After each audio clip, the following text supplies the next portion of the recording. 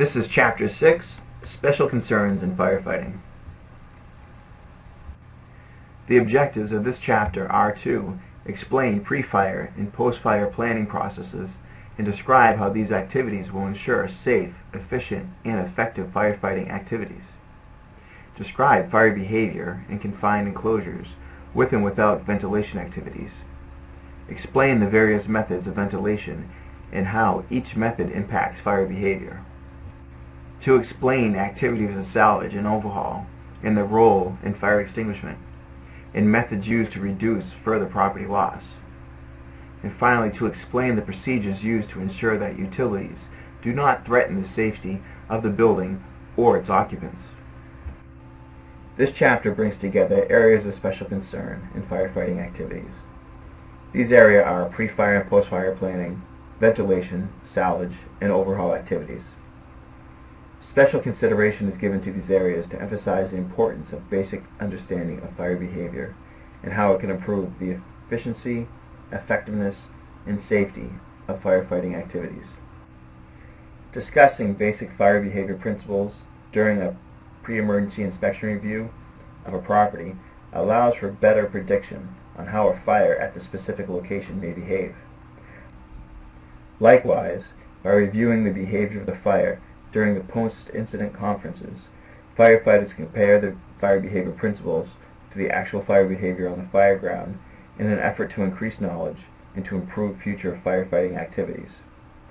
The same process is applied to ventilation, salvage, and overhaul activities. Ventilation receives special review in this chapter, as improper ventilation can result in the death of firefighters and can spread the fire into other areas of the structure. Fire that spreads into other areas increases the threat to occupants, firefighters, and the entire structure. Salvage operations are described as the protection of property that was not damaged by the fire or could be damaged by the fire, smoke, water, and related extinguishment activities. Salvage is an important factor in firefighting, as these operations are commonly used by community members and peers as a measure of the professionalism of firefighters. Fire service professionalism begins with an understanding of the fire combustion process and the application of those procedures to reduce the fire and smoke losses as much as possible by knowing how smoke, fire, and water move within buildings. This basic information can lower fire losses and increase fireground safety. The process of overhauling also gets special treatment because firefighters have been injured while conducting overhaul procedures because they may forget the basic fire principles. This lapse of memory, or having a moment of inattention, can result in fire flare-up that can seriously injure firefighters. Occasionally, fires were thought to be extinguished rekindle, so we review some of the time-tested methods used to ensure extinguishment has been completed and accomplished safely. The firefighter has a responsibility to pre-plan the community areas in his or her jurisdiction or area of responsibility. In most cases, this area will be the first in or first due jurisdiction area of the engine company. The survey of this area seeks out those locations and occupancies where there is an elevated life threat, property threat, or because of special circumstances, a threat to responding firefighters. These locations of properties are identified as target hazards. Once pinpointed, they are subject to a pre-planned inspection by each on-duty shift, so all members have the opportunity to inspect and review the hazards of this property.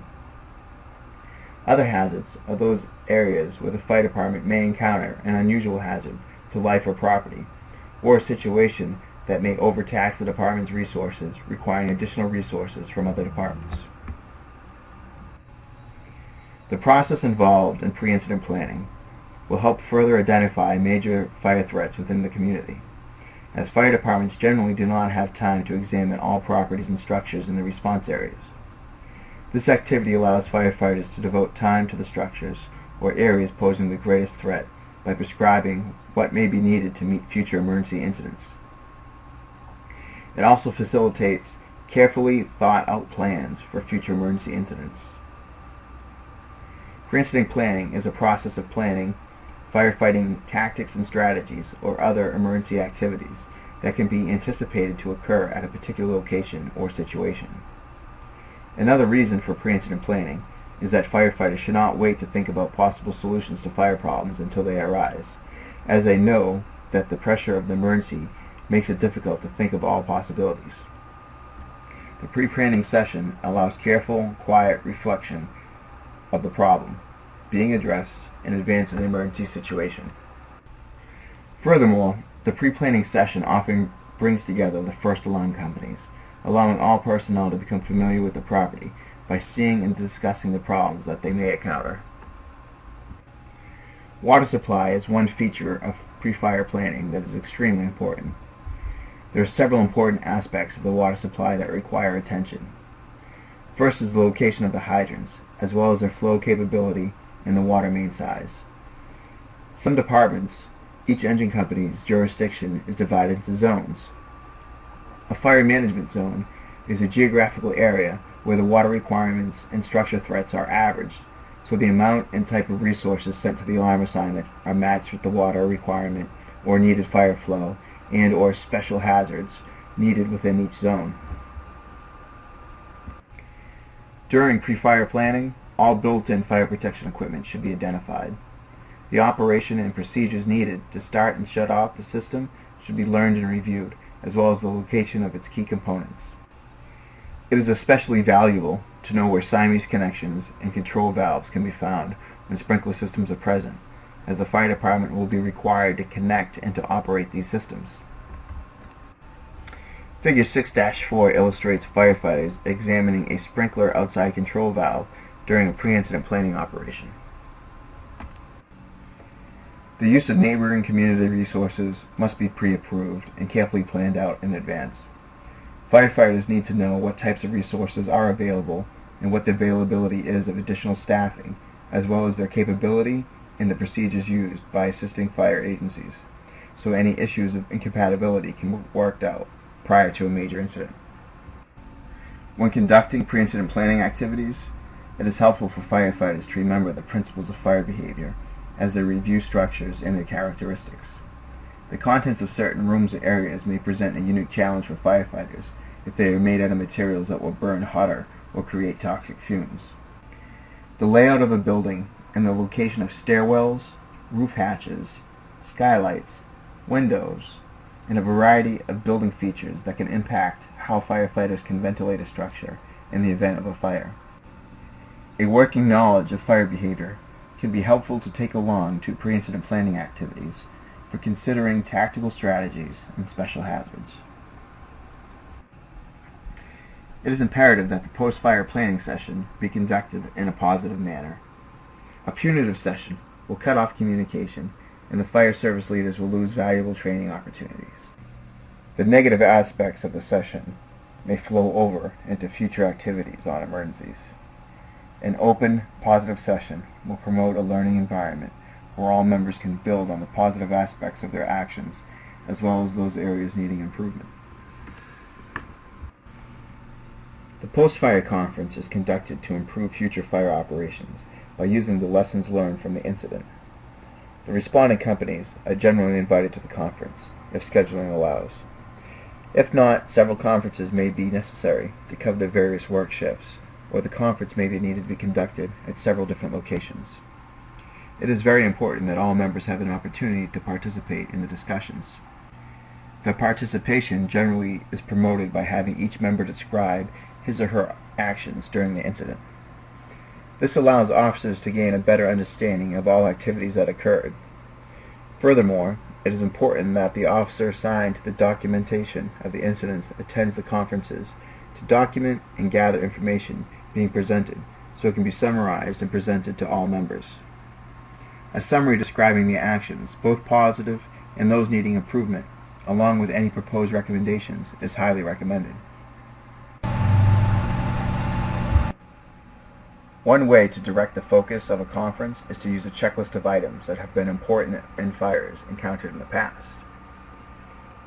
Some or all of the following subtopics may be on the checklist: origin of the fire, detection, alarm, equipment and staffing response, extent of the fire, size up, pre-planning, ICS, RIT, forcible entry, rescue, ventilation, hose streams, salvage, overhaul, traffic control, utilities, and incident communications.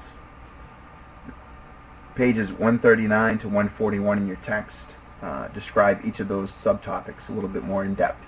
Be sure to look those over.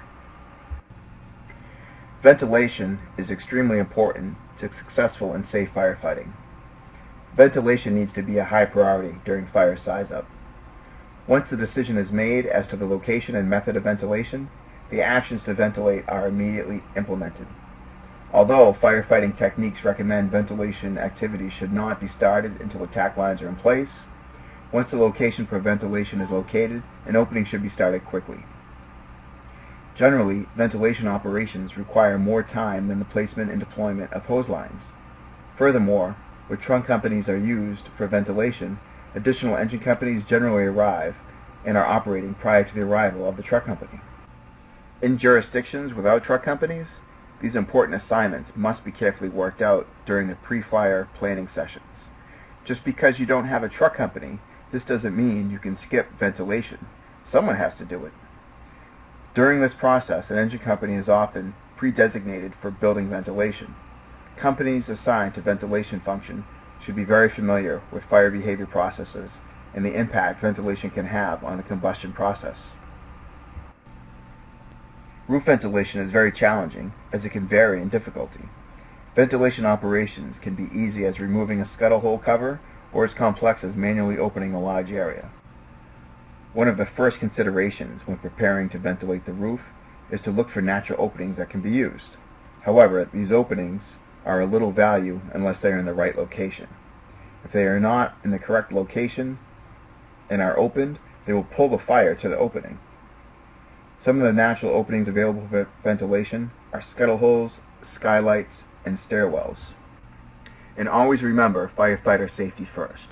Before you ever step on a roof, you need to sound the roof with a pike pole. And always cut the hole directly above the fire. If you cut it anywhere else, you're just going to draw the fire to that hole and extend the fire damage. Louvering is an effective method for ventilating a roof, as shown in Figure 6-6. Properly performed, it helps reduce the exposure of personnel to heat and smoke as the roof is vented.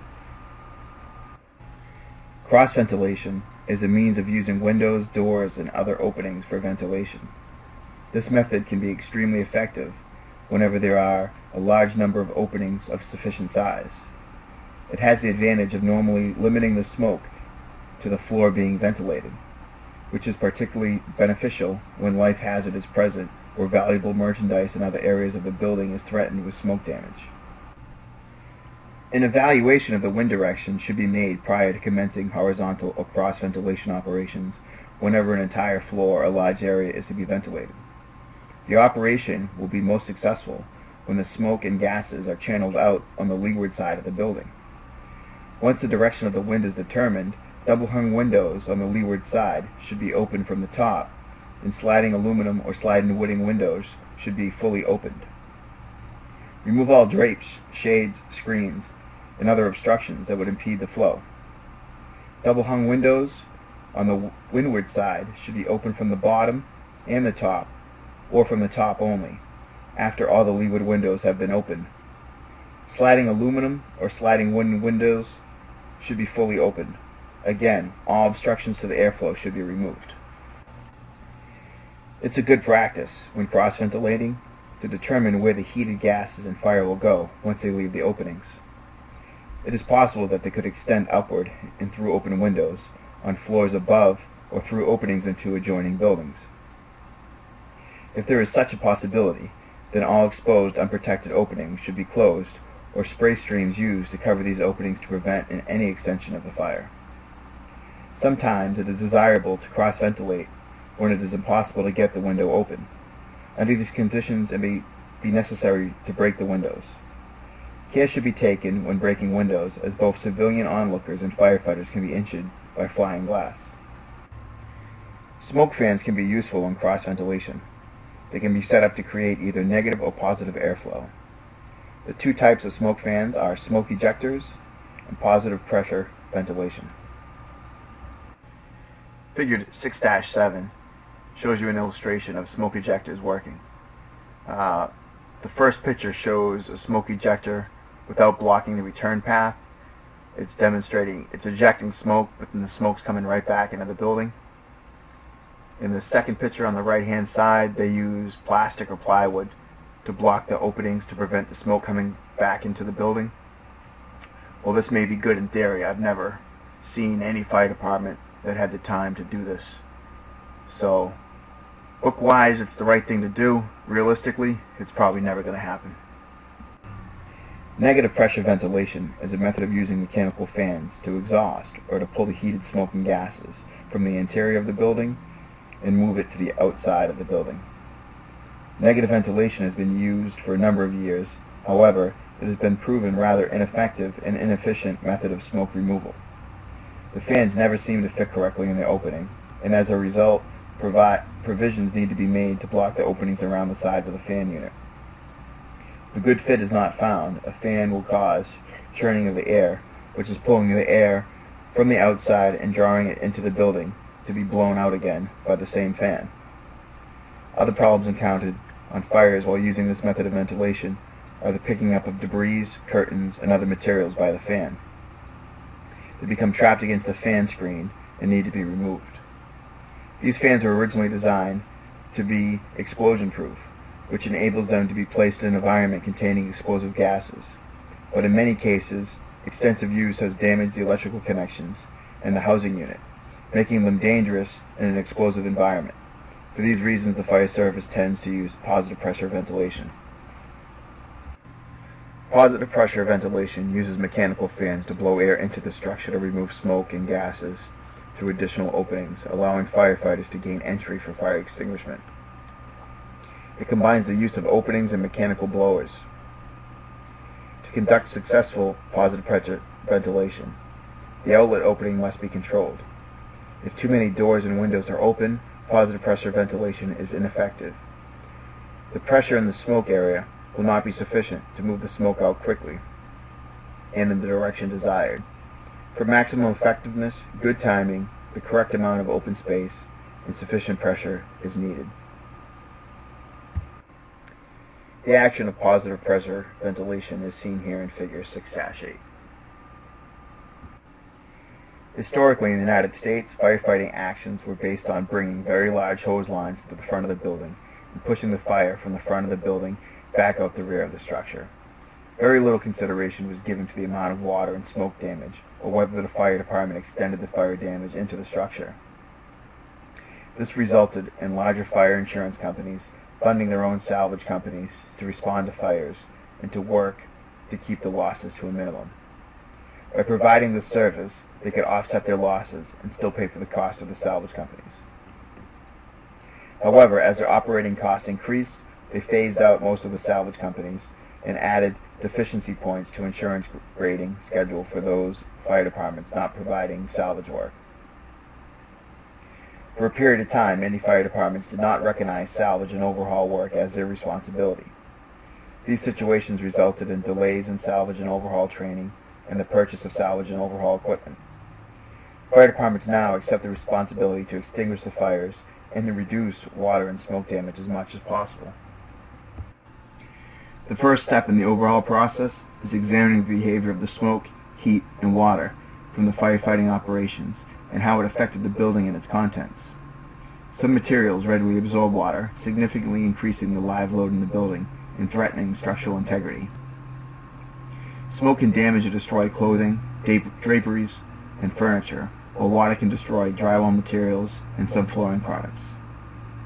Structural integrity of the exterior walls and chimneys is important to the safety of firefighters working inside and near the building.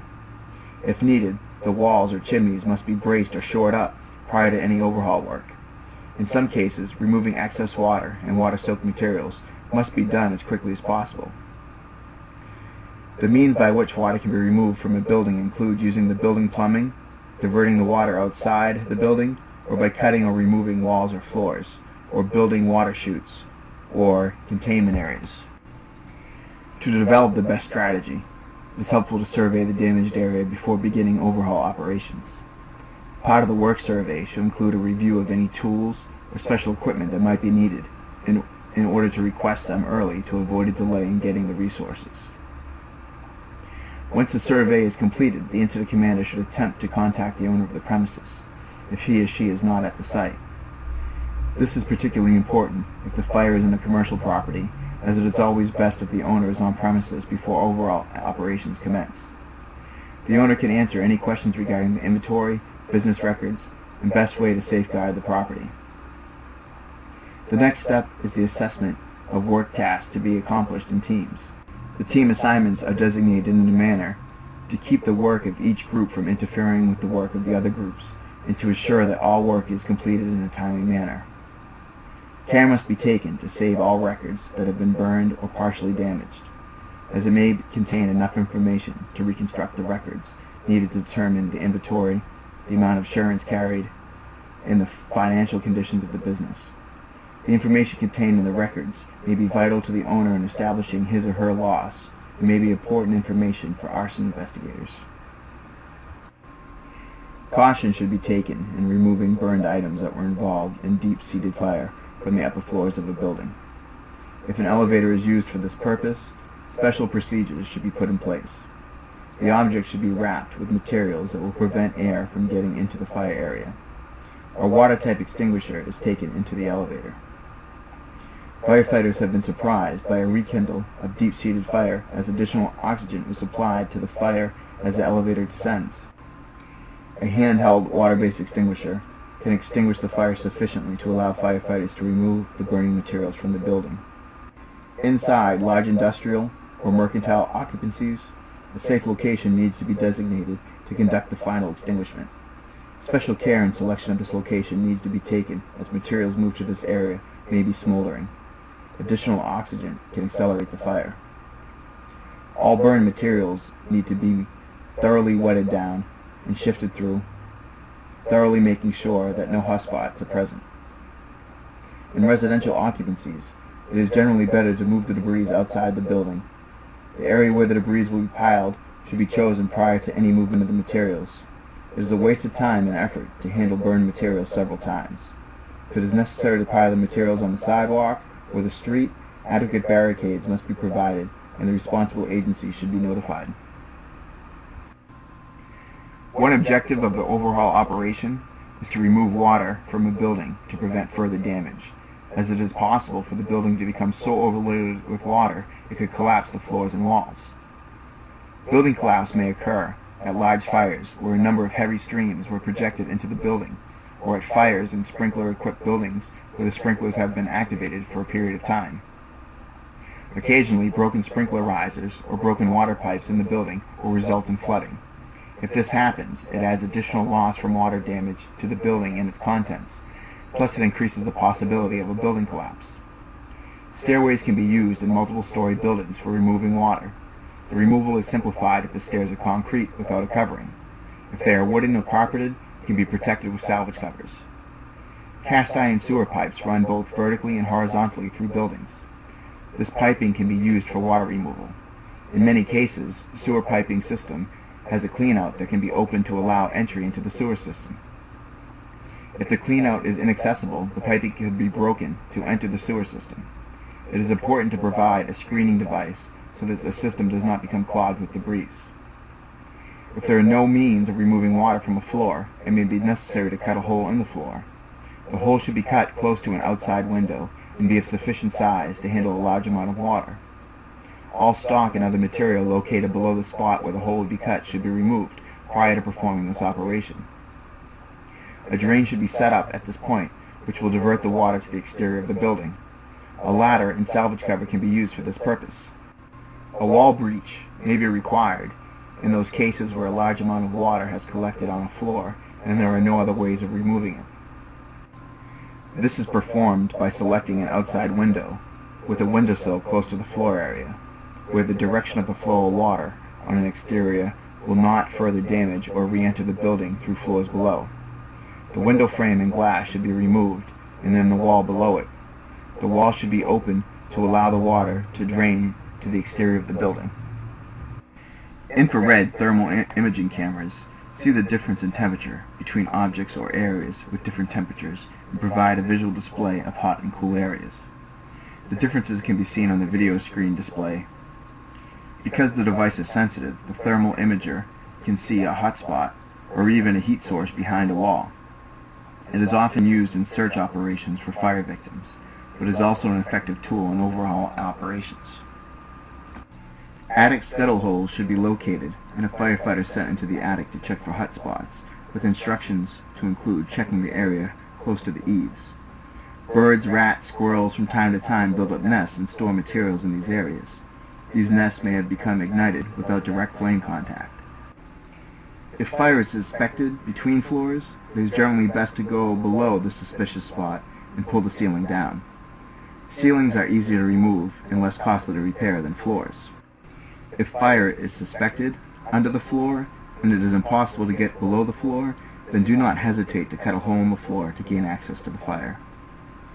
Fire has a tendency of getting under window facings, around doors, and under trim at floor level. If fire is suspected at these locations, baseboards and window facings around doors and windows should be removed. When upper floors have been involved in fire, the bottoms of all vertical openings, including elevators, should be checked for burning debris. If possible, the building should be turned over to the owner when the department is ready to leave.